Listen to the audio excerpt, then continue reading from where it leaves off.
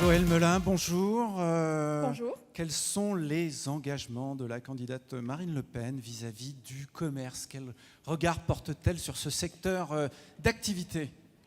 Alors, au-delà de vous dire tout de suite que la candidate Marine Le Pen porte un regard bienveillant sur le commerce, cela va sans dire, juste peut-être me présenter pour qu'il n'y ait pas de confusion. Je suis député européen, mais je suis aussi conseillère municipale d'une ville du Sud qui est Aubagne, et je suis conseillère territoriale. Donc je vois tout à fait l'impact des collectivités territoriales sur les impôts, bien entendu. Je suis aussi indépendante, je ne suis pas commerçante, je suis indépendante. J'ai un cabinet médical que j'ai ouvert il y a 40 ans, que je continue de tenir. Et je peux vous dire qu'être indépendant, c'est comme les commerces, ce n'est pas toujours facile, mais il faut tenir, bien entendu. Alors, la candidate Marine Le Pen, elle aura plusieurs axes, au-delà des engagements généraux que vous avez pu lire éventuellement ou entendus, par exemple, hier soir. Elle a une vision territoriale extrêmement aiguë. Le maillage territorial est indispensable et le commerce, quelle qu'en soit la forme, est évidemment un des maillons forts du maillage territorial, c'est le cas de le dire. Et nous nous inquiétons énormément d'une décision qui est voulue de longue date, d'ailleurs, et entièrement appliquée par Bruxelles. Et ça, membre de la Commission emploi et affaires sociales à l'Europe, je peux témoigner de ce qui se fait et ce qui se dit tous les jours, c'est la métropolisation. La métropolisation qui s'inscrit dans un grand plan qui est celui de Europe, grande région, métropolisation et disparition de toutes les autres entités territoriales. Donc Marine a un double objectif, faire petit à petit, non pas disparaître, mais remettre à partie un petit peu moins prégnante les intercommunalités, mais aussi les régions pour donner la part belle aux départements et aux communes, associées bien entendu à l'État sous l'égide d'un grand ministère de l'aménagement du territoire. Pour cela nous donnera une stratégie, de sorte que chaque zone de notre pays puisse avoir une attractivité particulière, que ce soit les centres-villes, que ce soit les zones touristiques, les zones de chalandise, les zones de services et surtout permettre une logistique. On ne peut pas faire des implantations de commerce là où il n'y a pas la logistique nécessaire. Et cela pourquoi? Parce qu'on s'aperçoit que nos campagnes se désertifient. Et ce n'est pas là un problème de désert médical, comme il est dit ordinairement, pas du tout. C'est un désert de services publics, c'est un désert de désindustrialisation. Et in fine, on va demander aux commerçants, on va demander aux médecins, on va demander aux pharmaciens de porter un poids qui n'est pas le leur, porter une responsabilité qui n'est pas la leur. C'est donc à l'État stratège, comme dit Marine, de donner de la visibilité à tout cela et de faire en sorte qu'il y ait une cohérence territoriale. Cela est vrai aussi pour le e-commerce, bien entendu. Il faut que les entreprises de e-commerce puissent arriver soit à avoir des systèmes de logistique, soit à avoir des systèmes d'implantation. Et c'est vrai aussi pour un commerce qu'on oublie beaucoup, qui est le commerce forain, pour lequel il y a toute une place, qui est une place très ancienne et qui mérite quand même d'être gardée. Alors pour cela, il faudra aussi avoir une vision sur l'entreprise elle-même, quelle que soit sa taille. Mais vous savez que nous avons quand même le cœur très près des TPE, PME et les commerces en sont bien entendu. Pour tous, quelle que soit la taille, il faudra liberté de l'entrepreneur, la libre entreprise est fondamentale, la stabilité, particulièrement la stabilité fiscale, et la visibilité. Je crois que ce sont trois mots-clés qui méritent d'être retenus et travaillés. Pourquoi? Parce qu'on l'a dit, et votre plaquette que j'ai travaillé, étant une femme de dossier, j'ai travaillé, le poids des entreprises de commerce est fondamental dans notre pays. Pour cela, il faudra que la richesse que vous générez, mais aussi la richesse qui vous est apportée par le consommateur, soit l'objet de la résultante d'un grand programme socio-économique global. Pour le reste, la fiscalité, on en a parlé tout à l'heure. Dans notre pays, il y aurait 360 taxes et impôts. C'est possible. En tout cas, on est bien souvent dans des impôts non seulement injustes, mais inefficaces, voire contre-productifs.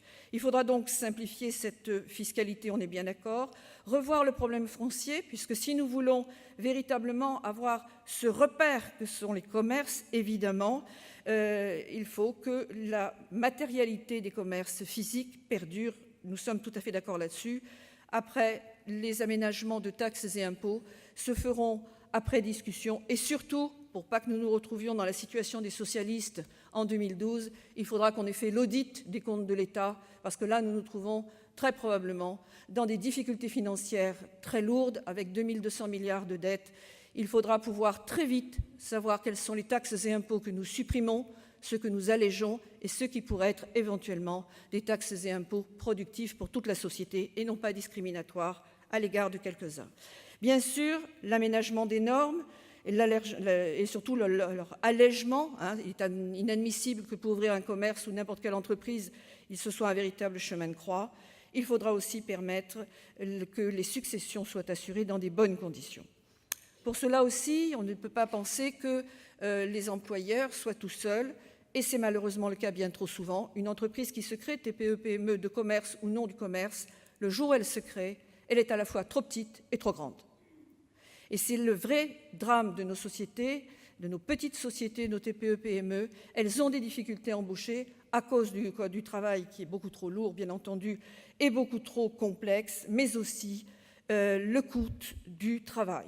Il n'est plus possible dans notre pays d'avoir un collaborateur pour le prix de deux. Ça défie toutes les lois économiques et toutes les lois du bon sens. Alors l'ASPREI, il y a des aspects propres à vos métiers.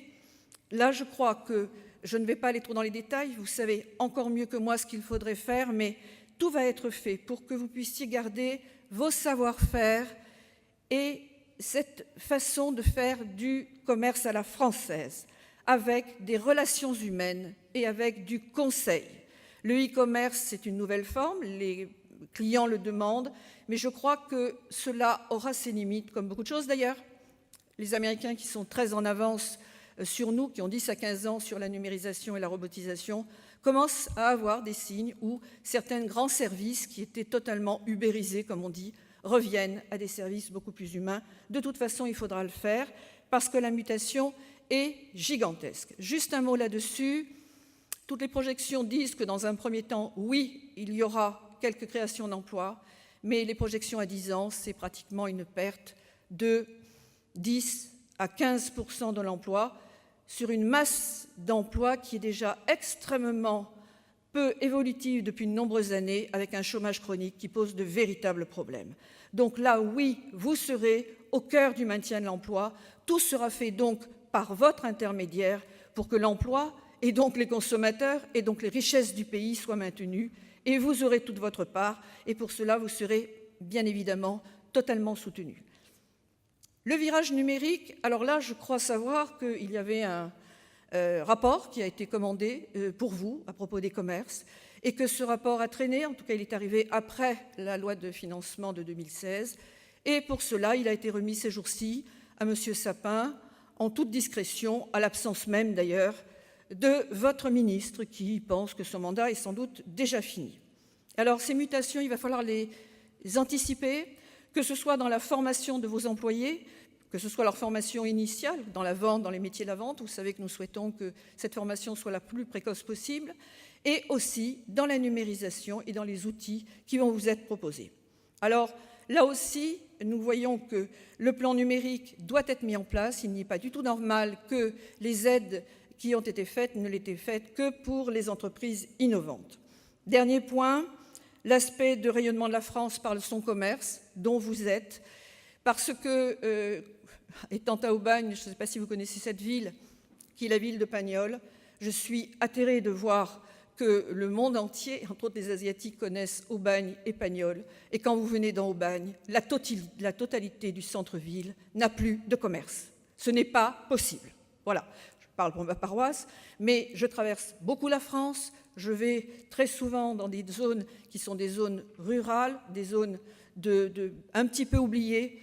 Ce qui frappe, c'est la fermeture des commerces de centre-ville. Alors oui aux nouvelles formes de commerce, oui pour les aider, oui pour aider les consommateurs à être beaucoup plus judicieux dans leurs choix, oui pour qu'il y ait une justice fiscale et que, effectivement, ce soit probablement au moment du règlement que la taxation se fasse, parce que autrement le commerce en ligne ne peut pas voir d'imposition juste, mais oui aussi pour que tout le tissu social français soit respecté, et particulièrement le vôtre. Je vous remercie.